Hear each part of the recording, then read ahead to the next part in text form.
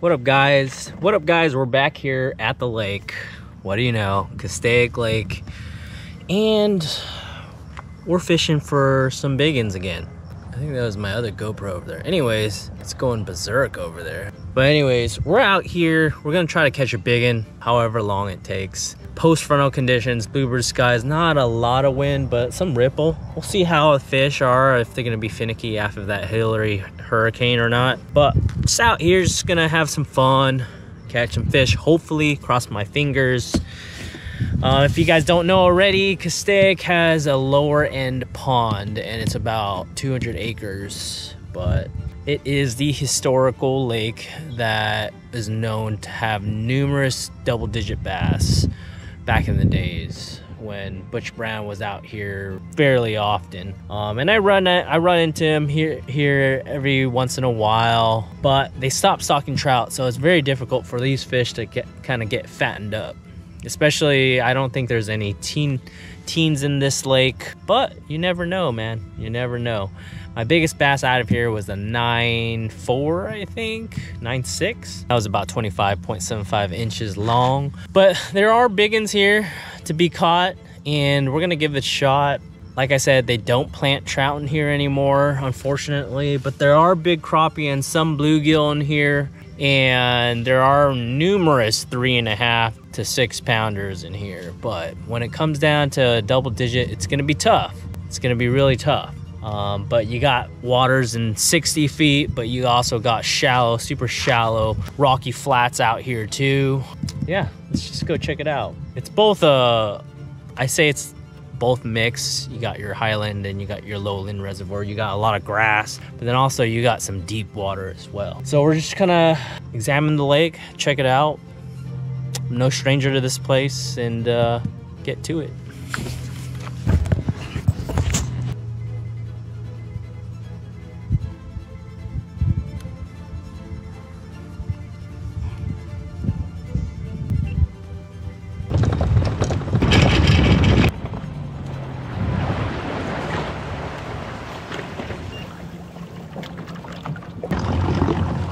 Alright guys, I'll have a voiceover during this video.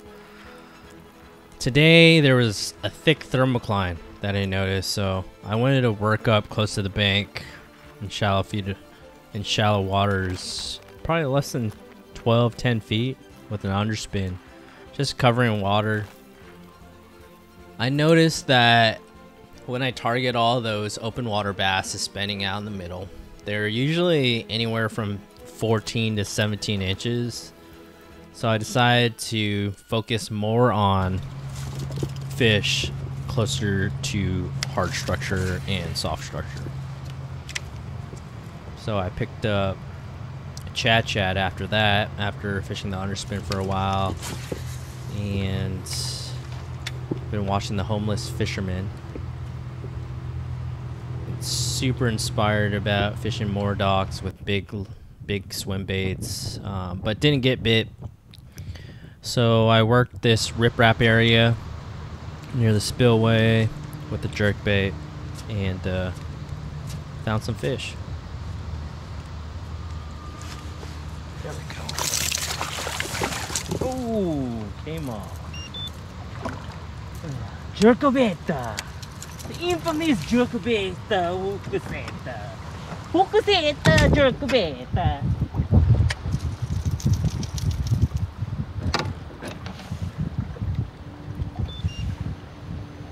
Right now I'm sitting in front of the computer doing this voiceover while eating USDA choice roast beef slices with mayonnaise and jasmine rice.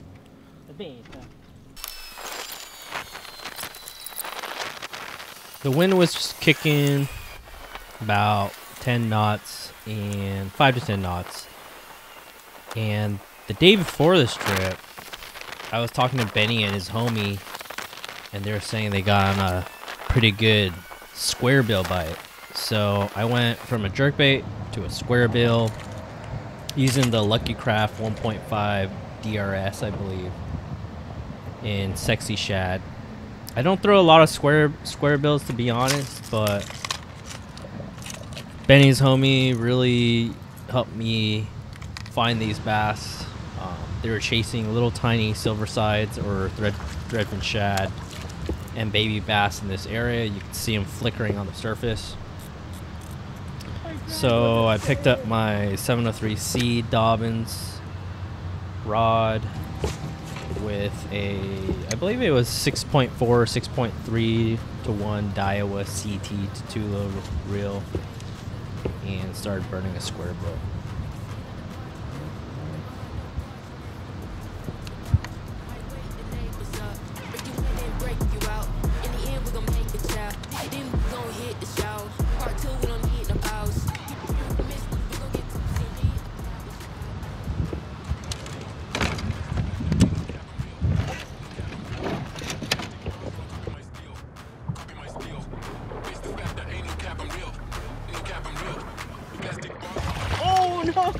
No! Second one I lost. I continued fishing this area for maybe 40 minutes to an hour and got multiple bites, but I just had a problem of bringing them in the boat. I had no idea why I couldn't get them in. They're freaking stacked in here. I just need to get one in the boat. But after looking at the footage, it probably is time to get new hooks for these square bills. So I continued covering water, then I sort of gave up on that area. I think it's a timing deal, and found some suspending bass. And I know these bass weren't going to be big, but I knew I could find them.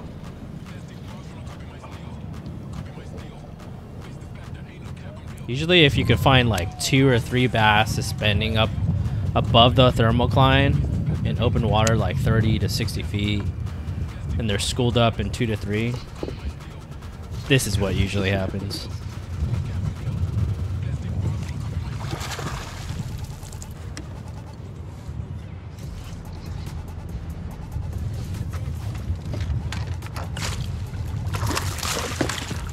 Finally. Boom! That's a thick boy. 17 or 18 or something. That's a thick boy. Good old underspin. Alright, 17 and a quarter, baby. That's a heavy one. And eating shad. Oh yeah. Feel how soft it is. Shad eater.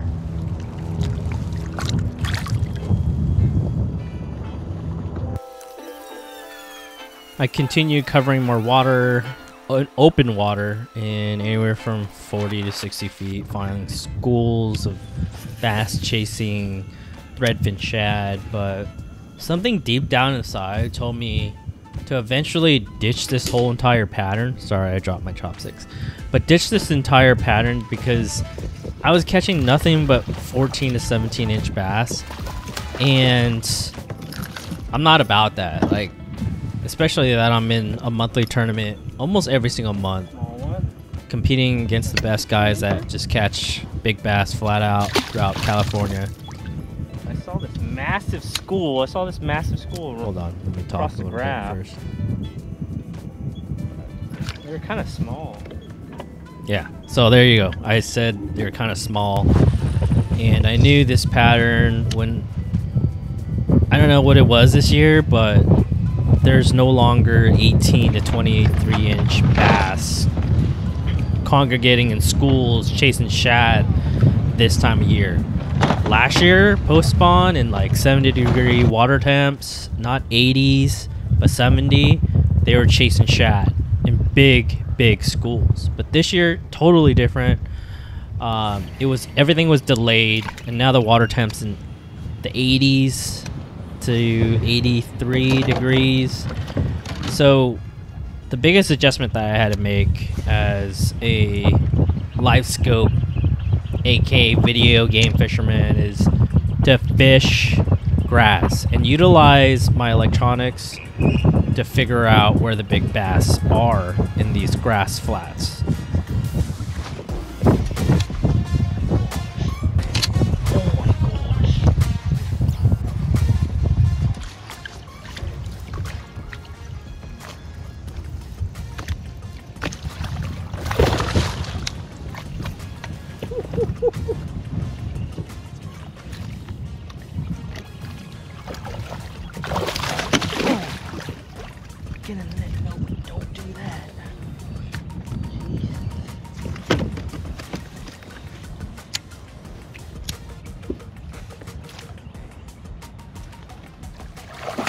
Yes. Woo! What a bite, man. That thing killed it. I killed it. Dang.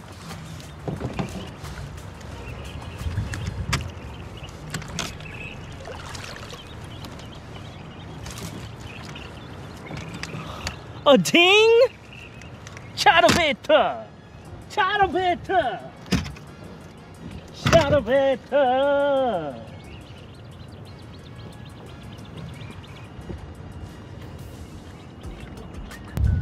18 1/4, baby. 18 1/4. That thing freaking smoked it. I saw it on a bait ball. Threw the chatterbait out there. Slow rolled on top of him. Did a little pumps. He snatched it and just started taking off. He was pissed. Downright pissed. Got rigged up with a little tiny fluke chatterbait.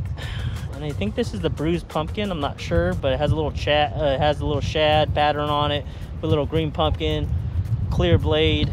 Man, oh man.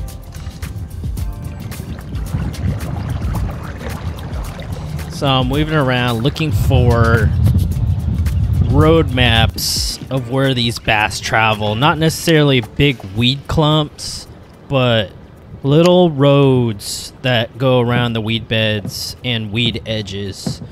Right now I'm actually leaning up against a buoy line and found a prominent weed edge, and I saw, I kid you not, like 20-30 bass come follow my chatterbait. Chatterbait fish.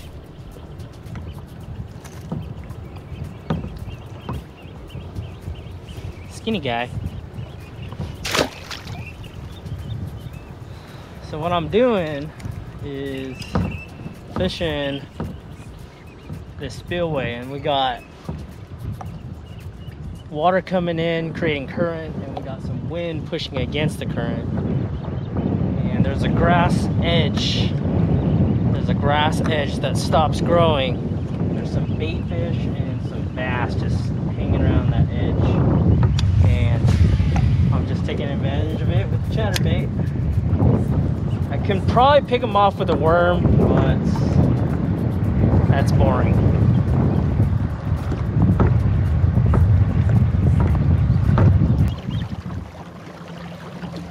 Well, circuit breaker went off, and I gotta wait a couple minutes for it to cool down. Let's check the socials and maybe upload a fish. There we go. Circuit breaker back on. After messing around in the grass for quite a while, I decided to go do the same exact pattern that always catching me small fish is open water, video game fishing, out of grass with the underspin, and catching more, I would call it dinks, in my opinion. That wouldn't help me in the monthly, but it's just fun catching them sometimes when you go through a dry period. Not big at all. That fish was probably 15 inches. I go back to the square bill spot where it's a shallow flat with tons of rocks and the bait's all trapped in those rocks. And yeah, finally catch one.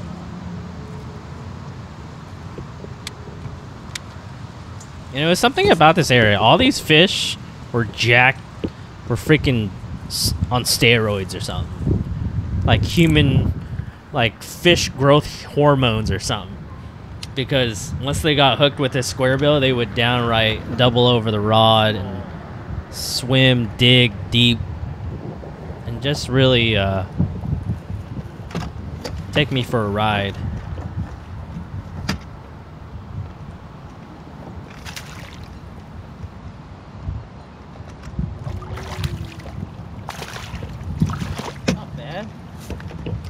fucking cast. Let's go. Let's do this.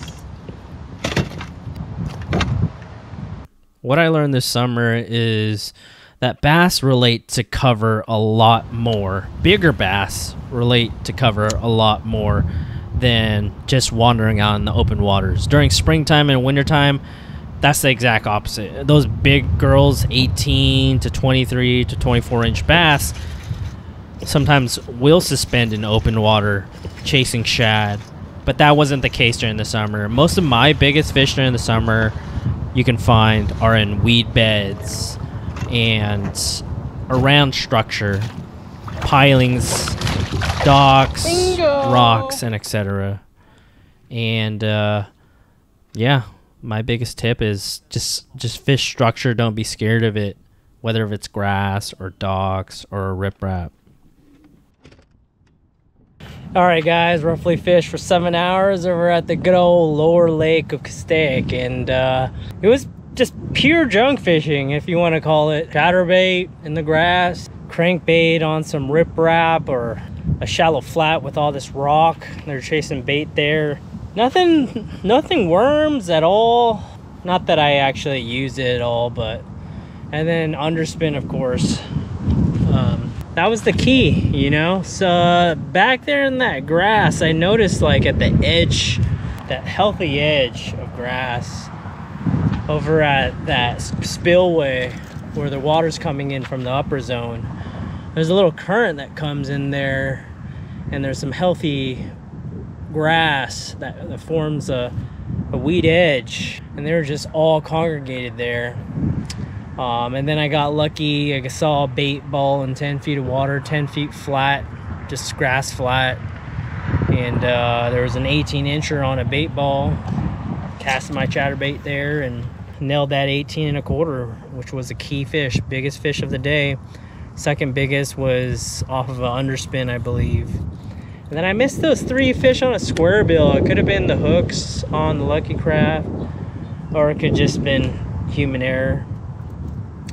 The biggest takeaway from the day is don't forget about grass. You know, if you have a lake that you can avoid grass and you can catch fish, great, but sometimes they're just stuck to the grass, and when they are, either a chatterbait or a swim jig works wonders in that grass, especially if the wind comes in the afternoon.